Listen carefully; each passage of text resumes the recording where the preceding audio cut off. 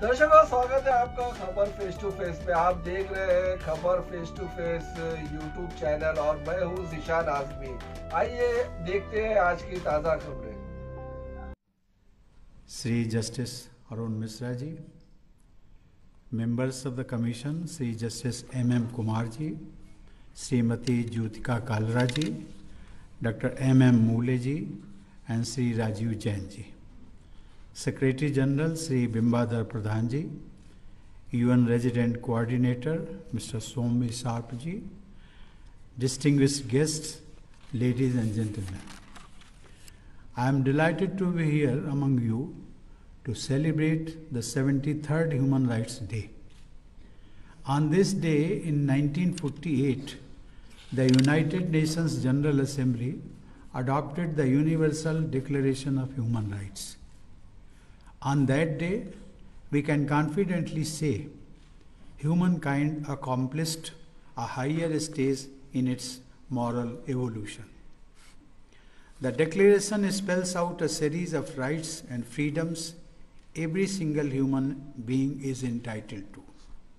These are inalienable rights, dependent solely on the fact that each person belongs to humanity, irrespective of ethnicity, gender, nationality, religion, language, and other divisions. With the declaration, the global community made a formal recognition of basic human dignity, though it has been part of our spiritual traditions for millennia. The committee that drafted the Universal Declaration of Human Rights included representatives from around the world, including India. As you know, it was Hansaben Mehta, a freedom fighter and a disciple of Mahatma Gandhi, who made a highly significant contribution in rephrasing the draft preamble of the Declaration. Ladies and gentlemen, the Universal Declaration was an outcome of a human rights movement prompted by the Second World War.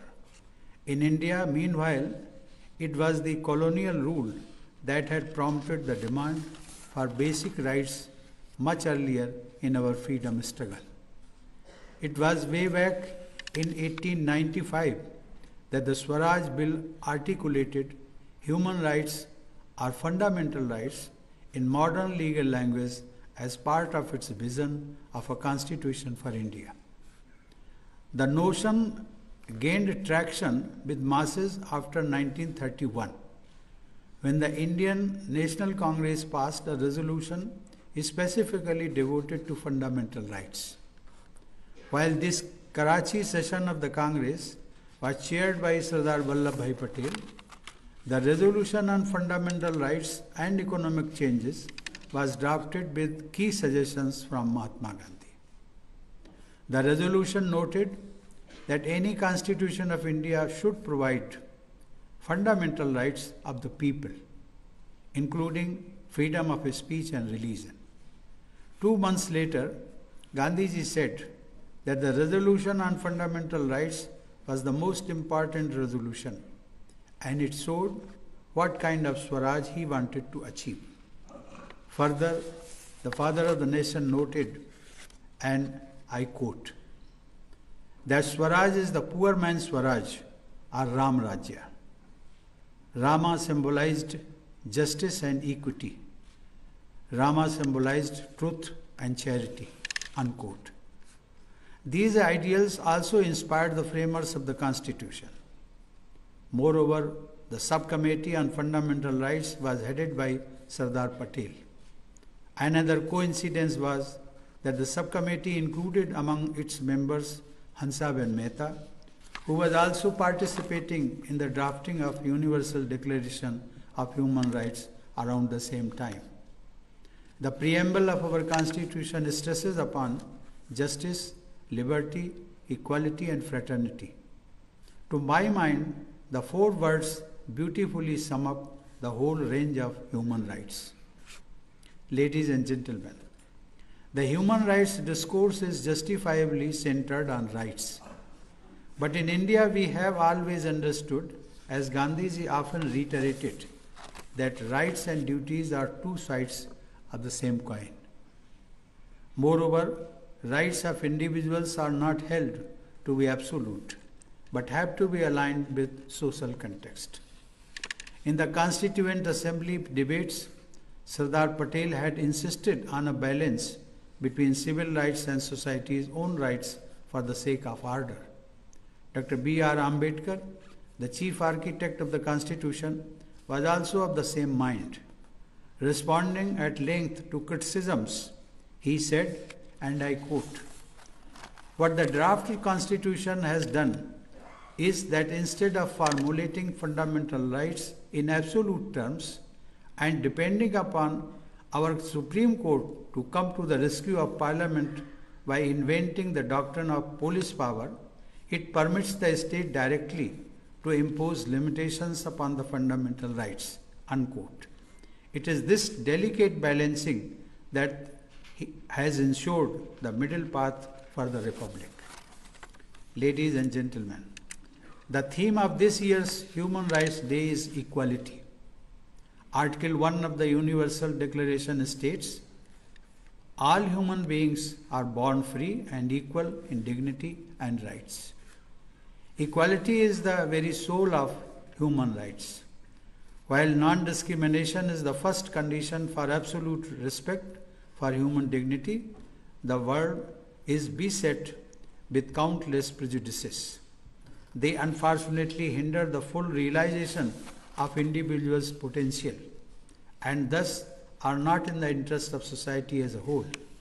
Human Rights Day is the ideal occasion for us to ponder collectively and find ways to overcome such prejudices that only hinder the progress of humanity. On this day, the world should also debate and discuss the right to a healthy environment and climate justice. The degradation of nature is leading to irreversible changes in climate, and we are already witnessing its harmful impact. The world is waking up to the harsh reality, but it is yet to build the resolve to make decisive change. We owe it to our children that we save Mother Nature from the worst effects of industrialization. The time is running out. I am glad that India has taken initiatives at home as well as at the recently held Global Climate Conference, which will go a long way in restoring the health of the planet. Especially commendable is India's leadership in the International Solar Alliance and a series of measures to promote green energy. Ladies and gentlemen, the humanity is grappling with the worst pandemic in the history. While the pandemic is not yet over and the virus seems to be one step ahead of humankind, the world has so far responded to it by placing our trust in science and in global partnership. Though the pandemic affects the humanity universally, it is also seen that it has disproportionately devastating impact on the vulnerable sections of society. In this context, India, despite the obvious challenges, has been able to save millions of lives by adopting a policy of free and universal availability of vaccine. With the biggest vaccination exercise in history, the government has also been able to provide protection against the virus to nearly 1 billion people. I congratulate doctors, scientists, and all other corona warriors for their heroic efforts to uphold people's rights to life and right to health. In this battle with the invisible enemy, there have been multiple setbacks. During some of the more difficult times, institutions of the government tried their best to respond to a situation for which no amount of preparation could have been sufficient. The National Human Rights Commission, with its deep concern for the rights of the vulnerable and marginalized sections of the society affected by pandemic, issued several advisories which helped in improving our response. The NHRC has worked with other stakeholders including civil society, media, and individual activists to strengthen human rights. Ladies and gentlemen, today's occasion presents us with an opportunity to reflect upon what it means to be a human being and our role in enhancing the basic dignity of humankind. Our rights are our shared responsibility. I congratulate Justice Sri Arun Kumar Mishra, all NHRC members, special rapporteurs, and special monitors on Human Rights Day. I also congratulate all state-level human rights commissions and their heads and members. My best wishes to all of you. Thank you. Jai Hind.